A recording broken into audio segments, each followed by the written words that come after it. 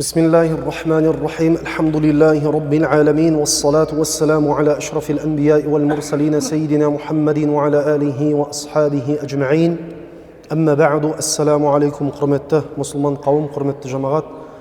Алла тағала бүгінгі жұмамызды баршамызға қайырлы, берекелі, қабыл болған жұмалардың қатарында болуын нәсіп еткей. Бүгінгі айтылатын уағызымыздың тақырыбы зекеттің қоғамдағы пайдасы турасында болмақ. Алла тағала қасиетті Құр'ани кәрімде «А'узу биллахи минаш шайтанир раджим, бисмиллахир рахманир рахим, ва ақимус салата ва атуз заката ва ма туқаддиму ли анфусикум мин хайрин таджидуху индаллах, инналлаха бима та'малуна басир». Садақаллахул азим. Намазды кемеліне жеткізіп, үзбей әрі уақытылы оқыңдар, және зекетті толық беріңдер. Дүниеде өздерің үшін Алланың разылығына бөліну мақсатында қандай да бір жақсылық жасап, ақыретке жолдасаңдар, Алланың құзырына барғанда міндетті түрде алдарыңнан шығады.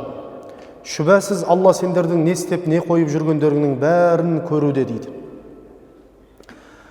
Алла тағала ислам дінін пайғамбар саллаллаху алейхи уассаламға шариғаттап берген кезде 5 нәрсені парыз қылған. Соның бірі бұл зекет. Зекет адамның өзінің жеке қажеттіліктерінен артық, оған тәуелді болмаған, белгілі бір мөлшерге жеткен, бір жыл айналымда болған мал мүліктен шығарып беретін садақасы болып табылады. Біріншіден, ең бірінші зекетті беру үшін адамның жеке қажеттіліктері толықтай болуы керек. Жеке қажеттілік дегеніміз өзінің тұрғын үйі, көлігі, ас ауқаты, киім кешегі, өзінің отбасына тиесілі. Жеке осы нәрселер адамның жеке қажеттілігіне кіреді. Онан кейін осы жеке қажеттіліктерден тыс оның белгілі бір мөлшерге жеткен артық ақшасы болу керек. Немесе артық мал мүлкі болу керек. Ол тауар болсын, ол қой болсын, ол сиыр болсын, ол түйе болсын. Яғни мал мүліктен болсын, немесе ақшалай, тауарлай, заттай болсын. Осы нәрселер белгілі бір мөлшерге жетуі керек. Енді ол мөлшер қазіргі таңда көбінесе мал мүліктікі белгілі, жан-жануардікі. Ал мынау тауардан ақшалай, алтындай, күмістей болған нәрселер бұл 85 грамм алтынның мөлшеріне жетуі керек. Қазіргі таңда шамаменен 3 миллион теңгедей жаңағы жеке қажеттіліктерден тыс адамның қолында кемі 3 миллион теңгедей ақша болуы керек. Осы ақша мөлшері оның қолында бір жыл айналуы керек. Яғни бір жыл бойы қолында жаңағы мөлшерде ақша болуы тиіс. Бүгін 3 миллион теңгеге жеткен болса, келесі жылы дәл осы күнде қолында 3 миллион теңге немесе одан көп болатын болса, содан жаңағы 2,5% шығарып береді. Яғни 40-тан 1-ін шығарып береді.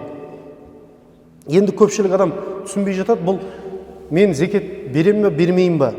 Менің үйім бар, жеке көлігім бар, 2 үйім бар, бірі баламдікі, бірі өзімдікі деген. Осылардың бәрінен қалай берем деп сұрап келіп жатады. Ол зекеттің мал мүлкіне қатысы жоқ. Ол жеке қажеттілік болып табылады. Үй, көлік, ас ауқат, киім кешек. Содан тыс болған, былайша айтқан кезде сізге керек емес ақша, бірақ қолыңызда тұр. Алла тағала сізге сондай нығметтерді беріп қойған. Сол нәрседен жаңағы шарттар орындалса, шығарып береді. Міне бұл Алла тағаланың мұсылмандарға, яғни бай ауқатты мұсылмандарға парыз еткен амалы болып табылады. Намаз қалай парыз болған болса, зекет те дәл солай парыз етілген. Осы зекеттің қоғамдағы қаншама пайдасы бар. Алла тағала бұны бекерден бекер бізге парыз етпеген. Енді Алла тағаланың осы зекетті парыз етуіндегі бірнеше мақсаттары бар, пайдалары бар, жемістері бар. Енді осы зекеттің адамның өміріндегі іштей, адамның жеке тұлғасындағы іштей, ішкі жан дүниесіне, руханиятына пайда беретін тұсын айтатын болсақ, немесе қызметін айтатын болсақ, ең біріншісі зекеттің жалпы үш мақсат мұраты бар. Сол нәрсені түсінуіміз керек. Ең біріншісі зекеттің мақсат мұраты бұл адам баласы өзінің жақсы көрген мал мүлкін шығара отырып Алла тағаланы жақсы көретіндігін көрсете алады. Қашан адам өзі жақсы көретін нәрсені ғана шығарса, сол кезде ғана Алла тағаланы жақсы көретіндігін көрсете алады. Олай болмаса, өзінің жақсы көретіннен ажырамаса, оны қалай Құдайдан мен Құдайды жақсы көрем, Құдайды мен қалай бұйрығын орындаймын, қалайша мен Құдайға бойұсынамын деп айта алады. Қашан өзі жақсы көрген нәрсесінен айырылмайынса, соменен бөліспейінше, ол Алланың махаббатын, Аллаға деген махаббатым бар деп айту қиын болады. Екіншісі,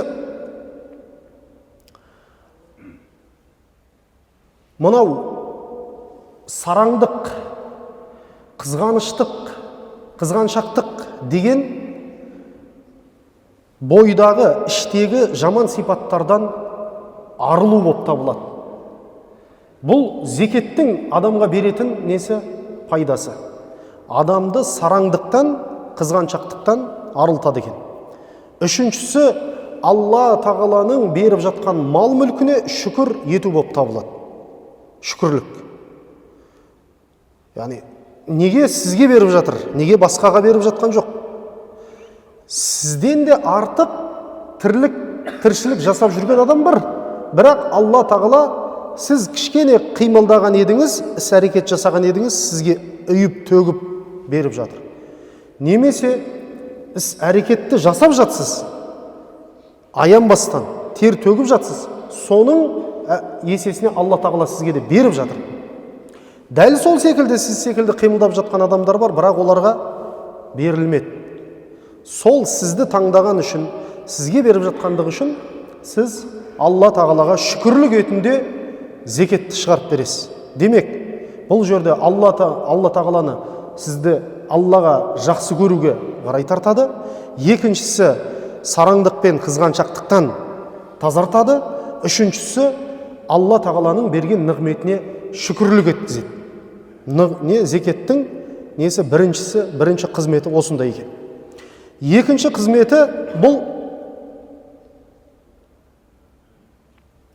сіз зекетті беретін кезінде мүмкіндігінше жұртқа жария қылмастан, жар салмастан, мақтанбастан беретін адамға ғана барып айтуыңыз керек. Мынау менің зекетім.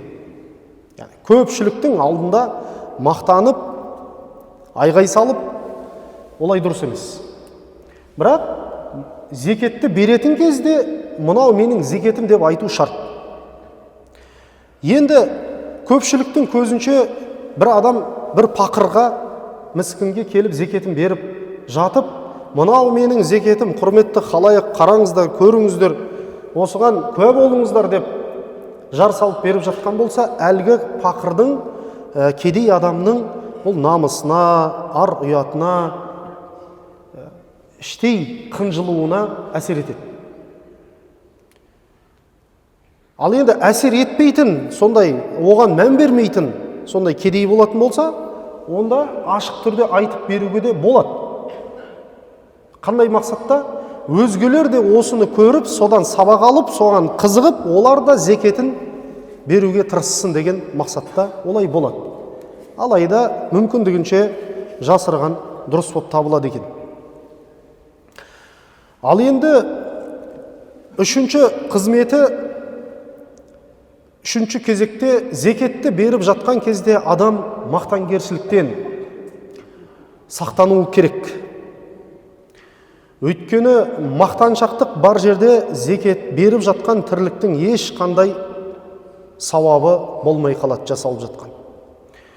Қашан адам бір адамға барып мақтаншақтықпенен мен сенен байымын, мен саған беріп жатырмын, сен менен алып жатсың, сен маған тәуелдісің деген көріністі көрсететін болса, онда бұл адам өте үлкен қателікке жол беріп қойды. Неге? Себебі зекетті алып жатқан адам зекетті беріп жатқан адамға пайда беріп жатыр. Негізінде зекетті беріп жатқан адам зекетті алып жатқан адамға пайда беріп жатқан жоқ. Пайда беріп жатса да осы дүниелік пайдасын ғана беріп жатыр. Бірақ негізі ақыреттік пайданы зекетті алушы адам береді. Алла тағала сол адам алғаннан кейін әлгі зекет берушінің зекетін қабыл етеді. Қиямет күні соның алдынан сол сауап болып шығады. Берген мал мүлкі ертең оны қиямет күні күтіп алады. Сонда біз ойлаймыз, зекет алушы адам зекет беруші адамға мұқтаж деп. Негізінде керісінше. Өйткені зекет беруші адамның мал мүлкін тазалайтын, оны қабыл етуіне себепші болатын, Алланың мейіріміне жолығуына, Алланың рахымы төгілуіне себепші болатын негізінде зекетті алушы адам. Сол себепті мына зекет беріп жатқан кезде еш қашанда адам тәкаппарланбау керек, мақтанбау керек. Өйткені мал адамның бүкіл абзалдығын, құрметін, оның адамгершілігін көрсететін оның мал мүлкі емес. Немесе бір адам кедей болатын болса, оның бүкіл бойындағы адами қасиеттінің жоқтығына дәлел емес. Яғни адамның адамгершілігі мал мүлікпен өлшенбейді. Адамның адамгершілігі ол жаңағы тақуалықпенен, жақсы мінез құлықтарменен, шынайы адами қасиеттермен өлшенеді. Сонда беріп жатып адам ешқашанда мақтанбау керек екен. Біздің қоғамда өте көп кездесетін жағдай, бай кісі болды ма, мал мүлкі жиналды ма, бірден өзгере бастайды. Жаңа топтың алдында сөйлеуге ұмтыла бастайды, құрмет күте бастайды, өзгелер оған қызмет ету керек болып қалады. Осындай нәрсеге көп қадам басып қоямыз, байқасаңыздар. Сонда ол адамның қай жері өзгеріп кетті? Адам тұлғасын алып қарайтын болсақ, қалтасына ақша біткеннен кейін оның қай жері дамып кетті? Оның миы дамып кетті ма? Оған қосымша бір дене пайда болды ма? Қосымша қол пайда болды ма? Қосымша аяқ пайда болды ма? Екінші жүрек пайда болды ма көкірегінде? Несі өзгерді? Оның ешқандай еш жері өзгерген жоқ. Ол материалдық қолдағы құндылықтар ғана.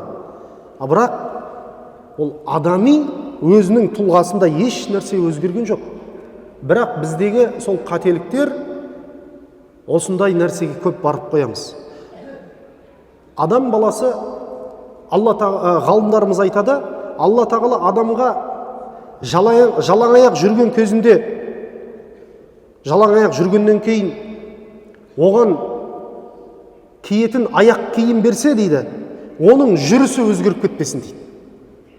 Жалаң аяқ кезде қалай жүрді адам, аяқ киім кигеннен кейінде солай жүре берсін дейді. Аяқ киім кигеннен кейін өзгеріп кетпесін дейді. Біз енді костюм шалбар кисек, кішкене тойға баратын кезде, бір жиынға баратын кезде кішкене өзгеріп кетеміз ғой, жүрісіміз өзгеріп кетеді, көңіл күйіміз өзгеріп кетеді, өз-өзімізді ұстауымыз, сөйлеуіміз өзгеріп кетеді ғой. Сол нәрселер негізі дұрыс емес екен. Адам мал мүлік ақша біткеннен кейін өзгеретіндей еш нәрсе болған жоқ. Оны менен мақтанатын, оны менен шаттанатын дүние емес. Кімге Алла тағала артық нығмет берсе, оның ар жағында артық сұрақ жауап бар. Ол керісінше сол нәрседен ертерек тазалануға, ертерек құтылуға тырысу керек екен. Мына 5-ші адамға беретін нәрсесі зекеттің. Немесе зекетті беретін кезде адамның 5-ші орындайтын қызметі мал мүлкінің ішіндегі ең жақсысын, мүмкіндігінше тазасын, мүмкіндігінше өзі жақсы көретін шығарып беру керек екен. Садақа болсын, зекет болсын, кез келген мағынада айтылады. Өйткені Алла тағала өте көркем, хадисте келеді, Алла тағала көркем, тек қана көркем, сұлу нәрсені ғана қабыл етеді дейді. Құдайдың өзі көркем. Енді бізден тек қана көркем нәрсені Алла қабыл етеді екен. Намаздың ішіндегі ең жақсысын, намазды орындаған кезде, ораза ұстаған кезде ең барынша тақуалықпен, садақа берсеңіз де, қажылыққа барсаңыз да, қандай мінез құлықпен, қандай истиғфар айтсаңыз да, қандай салауат айтсаңыз да, соның ішінде ең жақсысы, көркемін Алла тағала қабыл етеді екен. Енді соның іштерінде ең жақсысын, ең сапалысын, ең дұрысын берсін дедік қой. Құр'анда ол жайында Алла тағала не дейді? وَلَا تَيَمَّمُ الْخَبِيثَ مِنْهُ تُنْفِقُونَ. Ана беретін нәрселерінің іштеріндегі ең жаманын теріп алып бермеңдер дейді. Алла тағала қасиетті Құр'анда өздерің ұнамайтын нәрсені бермеңдер дейді. Өздеріңе керісінше ұнап тұрған нәрсені беріңдер дейді. Оянбағи. Енді бұл жерде не үшін жақсысын беруіміз керек десе, адам өзінің үйіне қонақ шақырған кезде оның алдына ең жақсы, ең тәтті тағамдарды дайындайды. Ет асады, жақсы салаттарды қояды, жақсы жерден қымыз тауып алып келіп дастарханға қояды. Енді келген қонақ соныменен ол құрмет көрсетеді. Келген қонақ оны соныменен қуанады, мәз болады, ырза болады, оған дұға етеді. Дәл сол секілді Алла тағала енді Алла тағаланы еш нәрсеге салыстырып келмейді, еш нәрсені Аллаға салыстырып келмейді. Алайда Алла тағалаға берер, Алла тағала үшін жасалып жатқан тірлік болса, ол сіздің қонағыңыздан да ұлы ғой. Сол себепті адам өзі беретін кезінде мүмкіндігінше ең сапалысын бергені дұрыс. Және ол болма енді өзінің шығарған дүниесі қиямет күні оны күтіп алады. Мысалға, құрбандық шалған кезімізде айтамыз ғой, кім бұл өмірде қандай құрбандық шалса, сол құрбандығы қиямет күні оған көлік болады деп. Мысалы, қой шалған болса, қойы оған көлік болады. Түйе шалған болса, ертең түйе көлігі болады. Сонда енді өңкей ең нашарын шығарып берген болса, қиямет күні оның көлігі ең жаңағы нашары, көтерем, жүре алмайтын, тізесіне сирағына тиіп жүрген мал мүлік болады да қиямет күні, көлігі сондай болады. Сондықтан да Алланы ұлықтау үшін жақсысын шығару керек, қиямет күні көлік жақсы болу үшін тағы да жақсысын шығарған дұрыс екен. Ал енді ең жақсысын, ең жақсы көретінін, өзі ұнатқанын, өзі сүйіп қалғанын шығарғаны дұрыс дегенге Алла тағала не дейді Құр'анда? Лән таналул бирра хатта тунфиқу мимма тухиббун. Сендер жақсылыққа жете алмайсыңдар, қашан өздерің жақсы көрген нәрседен напақа бермейінше дейді. Өздерің жақсы көрген нәрселеріңді бөлмейінше, сендер жақсылыққа жете алмайсыңдар деген нәрсе бар екен. Міне одан кейінгі құрметті жамағат, 6-шы қызметі немесе адамның зекет берудегі 6-шы міндеті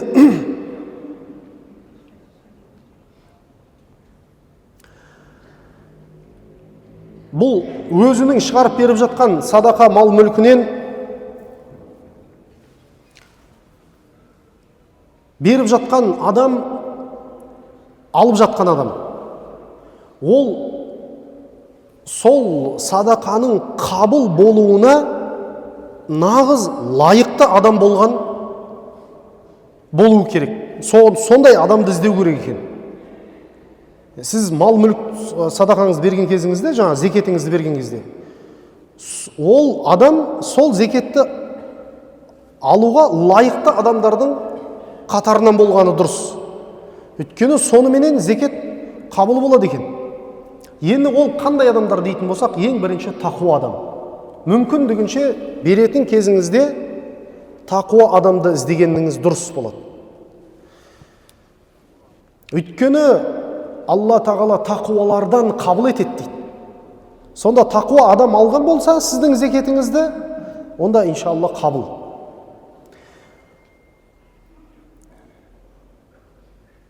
Мына екіншісі, ілімді адамға берген дұрыс екен. Ілімі бар адамға. Себебі ілімі бар адамға берсеңіз, бұл ислам дініне, шариғатқа, ислам дінінің жайылуына, осы нәрселерге де жәрдем бергеніңіз болып табылады екен. Үшіншісі, ол адам нығмет беруші тек қана Алла тағала екендігін білетін, түсінетін адам болу керек. Яғни, адамнан үміт ететін емес, Алладан үміт ететін адам болғаны дұрыс екен. Сізге сеніп, сізге тәуелді екендігін көретін емес, Алла тағала беруші. Алла қаласа маған келеді осы нәрсе, қаламаса келмейді. Алла қаласа маған береді, қаламаса бермейді. Жоқ, жаңағы адамның, зекет беретін адамның асты үстіне түсіп, оны мақтап, оны дәріптеп, оның қызметінде болып, әйтеуір зекетін алып қалу үшін. Сондай адам болатын болса, ол дұрыс емес. Себебі Құр'анда оның өзіне де не дейді? Яхсабухумул жахилу агънияа минат та'аффуф. Жаңағы адамдардан сұрамайтын, адамдардан тіленбейтін пақырлар жайында Алла тағала Құр'анда не дейді? Білмейтін адам оларды бай деп ойлап қалады дейді. Себебі олар, пақырлар, ешкімнен барып қол қусырып, сұрап, тіленіп, жаңағыдай асты үстіне түсу деген нәрсені білмейді дейді. Жоқ па? Енді жоқ, әйтеуір ұялып, ыңғайсызданып, амалдап, сөйтіп өмір сүріп келе жатыр. Біреуден барып сұрауға қатты ұялады, арланады. Амал жоқ, болмаған жағдайда барып енді сұрайды. Осындай көріністе жүргеннен кейін білмейтін адам оны бай деп ойлап қалады дейді да. Анау шынайы, бізде мысалы мешіттердің алдарында, әсіресе базарларда, бір жерлерде жүреді жаңағы тіленші адам. Ол әдеттеніп алған, сонымен күнкөріске кіріп алған адамдар болады. Бір адамдар болады шынайы, енді амал жоқ, келіп сұрап тұрады. Екеуінің айырмашылығы бар ғой. Мынау күнделікті тіленшілікпенен күн көреді. Анау енді жоқ болса жоқ, жүреді, бірақ бір күні амал жоқ келіп сұрайды. Сондай адамдар міне шынайы пақырлар екен. Олар Алла тағаладан күткен адамдар екен, адамдардан емес. Мүмкіндігінше сондай адамды іздеп барып тауып берген дұрыс. Одан кейінгісі, мына жолда қалып кеткен, қарызға батып қалған, ауырып қалған, осындай адамдарды іздеп жүріп тауып бергеніміз дұрыс болады деген, олар соған лайықты. Мүмкіндігінше. Онан кейінгісі, мына біздің жақындарымыз, туыстарымыз мүмкін болатын болса, ең бірінші осы кісілерден бастау. Өйткені бұл жерде ағайын мен ағайынның арасында, туыс пен туыстың арасындағы қарым-қатынасты байлау, жалғау деген мағына бар. Енді осы тақуалық білімі бар, адамнан сұрай бермейтін, қарызға батқан, ауырып қалған, жолда қалған, немесе жақын туыс, осындай адамдарды біз мүмкін болатын болса, соларды іздеп, тауып беруіміз керек. Енді бір адамның бойында осы қасиеттердің бәрі болатын болса, тіптен жақсы. Өзі туысыңыз, өзі білімді, өзі кішкене қарызға батып қалған, өзі тек қана Құдайға сенетін, адамдардан тілене бермейтін, сондай адам болатын болса, онда сол адамға аянбастан бересеңіз болады, жаңағыдай. Мақтанбастан, ең жақсысынан, ең пайдалысынан, ең дұрысынан дегендей. Ал енді